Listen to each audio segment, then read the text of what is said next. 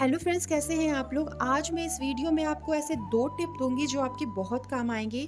पहला टिप ये है कि जब भी आप नर्सरी से कोई भी प्लांट लाएँ तो उसकी साइज़ देख लें। अगर वो आपके 1 हथेली तक की आती है तो आप उसे 6 इंच या 4 इंच के ही पॉट में डालें, ना कि 10 और 12। और दूसरा ये है कि अगर इस तरीके से आपको नेट मिलता है तो आप उसके नेट को, जैसे मैं काट रही हूँ, हल्के-हल्के से साइड कर रही हूँ, उस तरीके से हटाएँ। बहुत लोग क्या होता है, नेट हटाने के चक्कर में रूट डैमेज कर देते हैं। सोचते हैं नेट पूरा हटा देते हैं फिर डालेंगे, उससे क्या होता है, रूट शॉक पे चला जाता है और आप उसे फिर रिपोर्ट करके रखेंगे तो वो प्लांट मर जाएगा।